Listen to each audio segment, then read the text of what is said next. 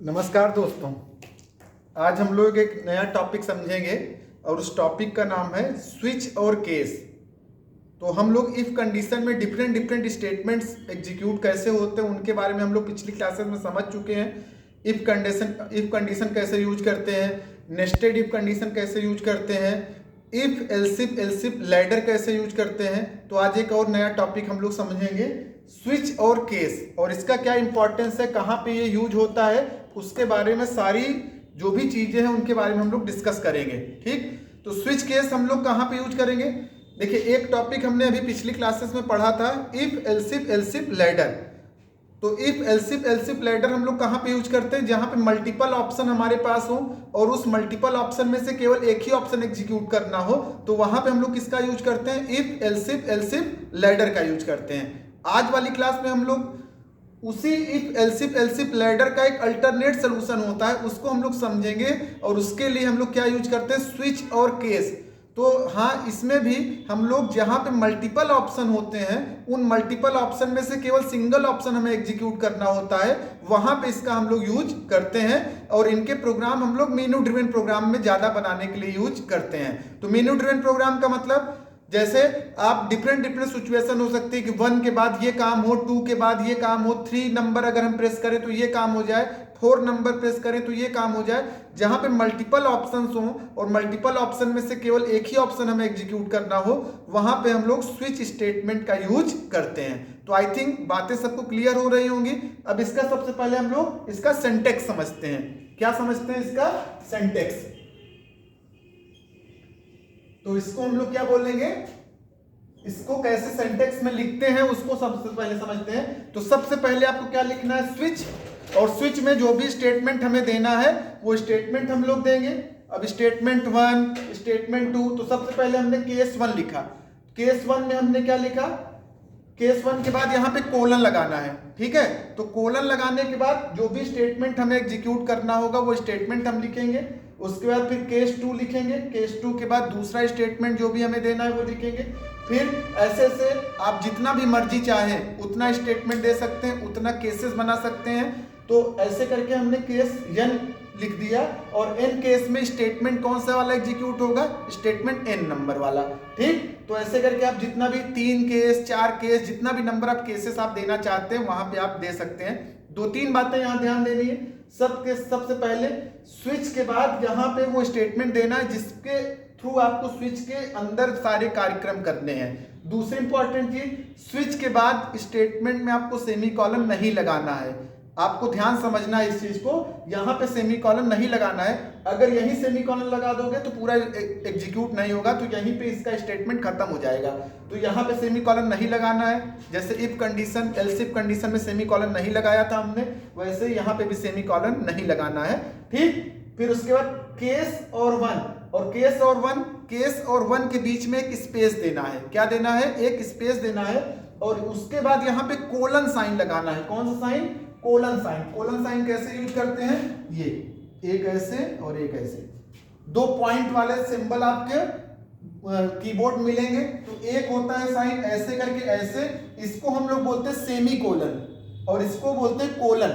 तो यहाँ पे कौन सा वाला लगा है, ये वाला। ठीक, कौन सा वाला लगा है, ये वाला कोलन। और सेमी कॉलन कहाँ पे लगता है, बाद में स्टेटमेंट को जब हमें खत्म करना होता है, बाद में स्टेटमेंट को जब हमें एग्जीक्यूट करने से के पहले यहाँ पे इस स्टेटमेंट को यही फिनिश करना होता है। तो हर एक लाइन में हम लोग सेमी कॉलन लगाते हैं। अब यहाँ पे ध्यान देना, यहाँ पे कोलन लगेगा। अब आई थिंक सबको सिंटैक्स समझ में आ रहा होगा। अब प्रोग्राम पे हम लोग आते हैं। प्रोग्राम जब आप लोग देख लेंगे तो आपको और क्लेरिफाई हो जाएगा। ठीक, तो सबसे पहले हैश इंक्लूड, ये दोनों फाइल तो आपको इंक्लूड करनी है।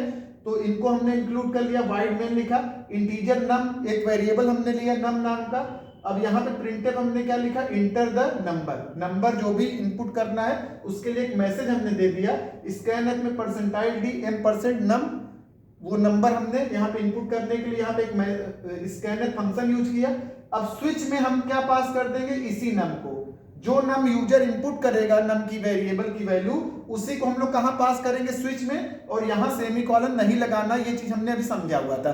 अब इसको प्रोग्राम को कैसे फ्लो कंट्रोल होता है उसको समझते हैं। तो मान लीजिए यूजर ने इनपुट किया है वैल्यू 1, क्या इनपुट किया है 1। अब देखिए यहाँ पे चेक करेगा क्या ये 1 जो है वो उसके इक्विवेलेंट है? देखिए इसको हम लोग कहां पे यूज करते हैं, इफ एल्सिफ लैडर का एक अल्टरनेट सोल्यूशन है। तो इफ जब हम लोग यूज करते थे तो वहां हमें क्या लिखना पड़ता था, if num doubles equal to 1, तो वो लिखने की जरूरत नहीं है। देखिए स्विच का अपना एक अलग फायदा है, यहाँ पे हर एक बार आपको कंडीशन चेक करने की जरूरत नहीं है। आपने स्टेटमेंट यहाँ पे केसेस बना लिया डिफरेंट, उस केस के हिसाब से यहाँ पे एग्जीक्यूशन हो जाएगा। तो जैसे हम लोग स्विच में वो थोड़ा प्रोग्राम हमारा लेंदी बन जाता था, तो वहां पे हम लोग क्या लिखते थे, हम लोग लिखते थे if num doubles equal to 1, तो मंडे प्रिंट होता था, या जो भी स्टेटमेंट हम लोग देते थे तो काम होता था। एल्स इफ में फिर नम डबल्स इक्वल टू 2, फिर नम डबल्स इक्वल टू 3, ऐसे करके हर बार चेक करते थे। यहाँ हर बार चेक करने की जरूरत नहीं है, यहाँ पे हम डिफरेंट केसेस बना देंगे। तो यहाँ पे केस 1 जब हमने बनाया, यूजर ने मान लीजिए इनपुट दिया 1, तो ये नम में क्या पास होगा 1, केस 1 वाला मैच होगा तो क्या प्रिंट करेगा, मंडे। अब ध्यान देने वाली बात यहां है, जब ये मंडे प्रिंट कर देगा उसके बाद के सारे स्टेटमेंट एग्जीक्यूट कर देगा, जितनी भी लाइन ऑफ स्टेटमेंट है सबको एग्जीक्यूट कर देगा। ठीक, इससे बचने के लिए यहां पे हमें क्या यूज करना पड़ेगा, ब्रेक। या जैसे एक और समझ लीजिए, जैसे यूजर ने इनपुट किया 2, अब यहाँ पे नंबर की वैल्यू कितनी है 2, यहां चेक करें क्या 1 वाला मैच हो रहा है, 1 वाला मैच नहीं हुआ तो ये वाला एग्जीक्यूट नहीं होगा। यहां पे चेक किया क्या 2 वाला मैच हो रहा है, बिल्कुल मैच हो रहा है, तो ये क्या प्रिंट करेगा, ट्यूसडे, और ट्यूसडे के बाद सब प्रिंट कर देगा। बात समझना है सबको। जैसे यहाँ पे कंडीशन इसको सेटिस्फाई हुई, उसके बाद के सारे स्टेटमेंट को वो क्या कर देगा, एग्जीक्यूट करेगा। इससे बचने के लिए हमें क्या करना है, हर केस के बाद हमें क्या यूज करना है, ब्रेक। क्या यूज करना है, ब्रेक। जैसे अभी 1 अब देंगे, अब इनपुट मान लीजिए यूजर ने 1 दिया, ठीक, तो यहां पे नम की वैल्यू कितनी रहेगी 1, तो क्या प्रिंट करेगा, सबसे पहले मंडे प्रिंट करेगा, और मंडे प्रिंट करने के बाद आगे इसको ब्रेक मिल जाएगा, तो यहीं पे ये रुक जाएगा। क्या कर देगा, यहीं पे ये रुक जाएगा। लेकिन अभी भी अगर 2 इनपुट करेंगे आप, तो यहाँ पे ट्यूसडे प्रिंट करेगा और बाकी सारे भी प्रिंट करेगा। तो हमें याद क्या रखना है, हर एक लाइन के बाद हमें क्या यूज कर लेना है, ब्रेक। हमें क्या यूज कर लेना है, ब्रेक। ठीक, अगर ब्रेक नहीं लगाएंगे तो होगा क्या, प्रॉब्लम क्या आ रही है, यहां पे क्या यूज करेंगे, हर एक लाइन के बाद ब्रेक। अब इसको इसलिए पहले हमने नहीं लिखा, इसलिए बाद में हम लिख रहे हैं, जिससे आपको कंफ्यूजन न रहे। अब देखिए होता क्या है, कई सारे स्टूडेंट से जब पूछा जाता है क्या प्रोग्राम बिना ब्रेक के रन कर जाएगा, तो स्टूडेंट ब्रेक शुरू से ही लगा के चलते हैं, उनको माइंड में इतना बैठ जाता है वो चीज, तो वो बताते हैं कि नहीं रन करेगा, प्रोग्राम गलत हो जाएगा। जबकि प्रोग्राम गलत नहीं होगा। अगर आप बिना ब्रेक के भी प्रोग्राम बनाएंगे तो प्रोग्राम सही से कंपाइल भी होगा, प्रोग्राम रन भी होगा, लेकिन आउटपुट मिसबिहेव करेगा।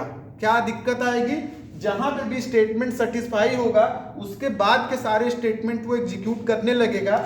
उससे बचने के लिए हमें क्या यूज करना है, ब्रेक। जबकि ब्रेक बिना भी प्रोग्राम कंपाइल भी हो जाएगा, रन भी हो जाएगा, तो ये कंफ्यूजन नहीं रखना है कि बिना ब्रेक के प्रोग्राम रन ही नहीं होगा या बिना ब्रेक के प्रोग्राम गलत हो जाएगा। प्रोग्राम सही रहेगा, प्रोग्राम आउटपुट देगा, लेकिन जैसा आउटपुट हम लोग मल्टीपल में से केवल एक ही को एग्जीक्यूट करना चाहते थे, या मंडे प्रिंट करवाना चाहते थे, या ट्यूसडे प्रिंट करवाना चाहते थे, या वेडनेसडे प्रिंट कराना चाहते थे, वो सब को प्रिंट करने लगेगा जहां से भी कंडीशन ट्रू हो जाएगी।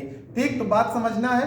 अच्छा, दूसरी इंपॉर्टेंट चीज, अगर 1 इनपुट करेंगे तो क्या प्रिंट करेगा, मंडे प्रिंट करेगा, क्योंकि केस 1 है, 2 पे ट्यूसडे, 3 पे वेडनेसडे।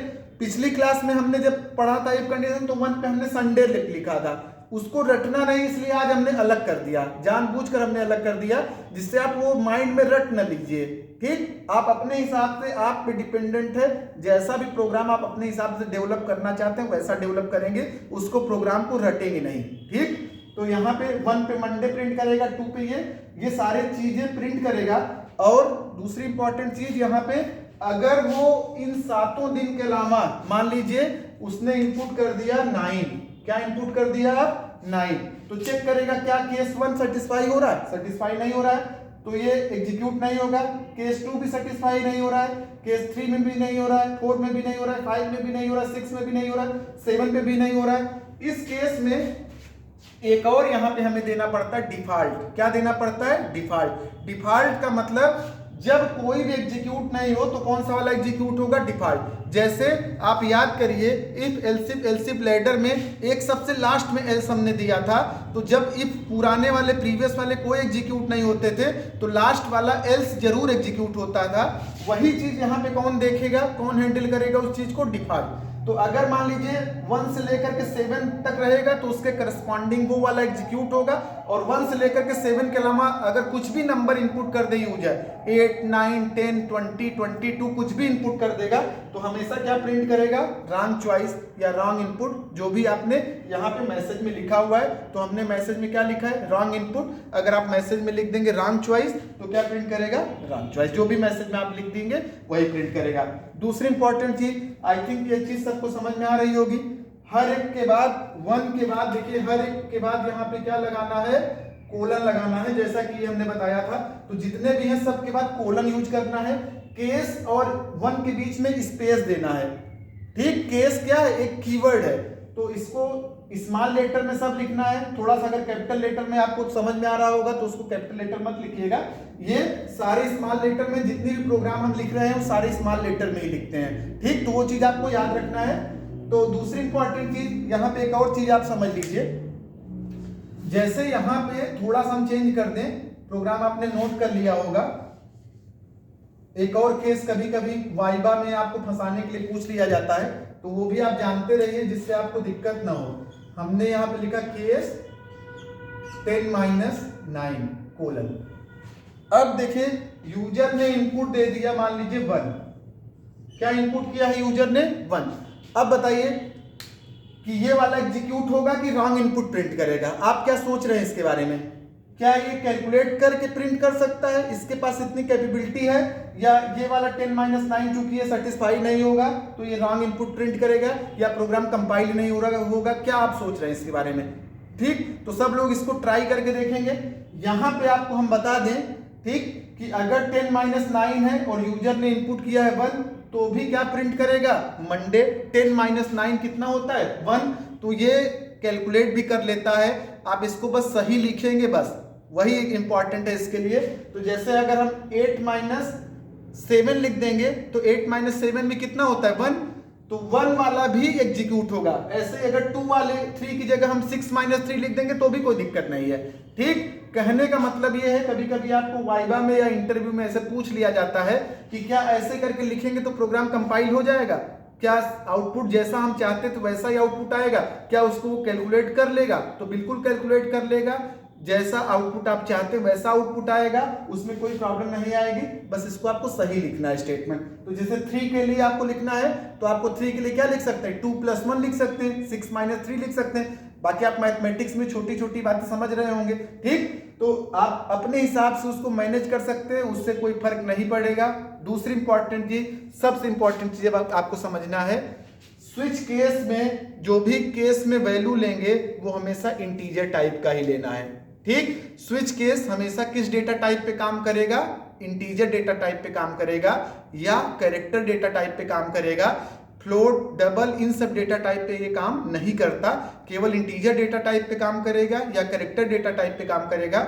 और कैरेक्टर डेटा टाइप पे भी काम करता है तो इंटरनली उसको इंटीजर में कन्वर्ट कर लेता है, तब ये काम करता है। ठीक, तो हमेशा किसके थ्रू याद रखना है, ये इंटरनली किस पे काम करेगा, इंटीजर डेटा टाइप पे। ठीक, और कैरेक्टर पे भी काम करता है, तो कैरेक्टर को पहले इंटीजर में कन्वर्ट करता है फिर उसके बाद काम करता है। कैसे कन्वर्ट करता है, क्या चीजें होती हैं, उसको आने वाले समय में आपको और सारी चीजें समझ में आने लगेंगी। ठीक, कोई दिक्कत नहीं आएगी। तो जितनी चीज बताई जा रही है उतनी चीज सब लोग देख लेंगे। स्विच केस आई थिंक एक इंपॉर्टेंट टॉपिक है जिससे आप लोग बहुत सारे प्रोग्राम बनाना सीखेंगे। तो अब स्विच केस देख लीजिए, अगली क्लास में जब हम लोग मिलेंगे तो स्विच केस या स्विच और इफ केस, इफ कंडीशन क्या होते हैं, उनके में क्या डिफरेंस होता है, कहाँ पे कौन सी चीजें यूज करते हैं, कहाँ पे कौन सी चीजें यूज नहीं करते, उनके बारे में हम लोग डिस्कस करेंगे। 2-3 बातें और, एक दो बातें समझ लीजिए। नम के बाद सेमीकोलन नहीं है, इन सब के बाद सेमीकोलन, ब्रेक के बाद सेमीकोलन है। ठीक, तो इन बातों को ध्यान दीजिएगा, जैसा लिखा हुआ है वैसे ही प्रोग्राम बनाएंगे। और आप इसके अलावा जो भी प्रोग्राम बनाना चाहते हैं उन प्रोग्राम्स को बनाएंगे, कभी कोई भी दिक्कत नहीं आएगी। अगर किसी भी स्टूडेंट को कोई डाउट होता है या कोई भी प्रॉब्लम होती है तो वो कमेंट बॉक्स में पूछ लेगा। आपके पास वीडियो पहुंचे तो और लोगों के साथ शेयर करिए, जिससे और ज़्यादा से ज़्यादा लोग इससे लाभान्वित हों, ज़्यादा से ज़्यादा लोग जुड़ें। अपने दोस्तों से शेयर करिए, जिनको प्रोग्रामिंग हार्ड लगती है, जिनको प्रोग्रामिंग समझ में नहीं आती, उनके साथ शेयर करिए, जिससे ज़्यादा से ज़्यादा लोग इससे जुड़ें, ज़्यादा से ज़्यादा लोग इससे लाभान्वित हों। चलिए आज की क्लास हम लोग इतना ही करते हैं, अगली क्लास में और कुछ नए कॉन्सेप्ट सीखेंगे। Thank you class.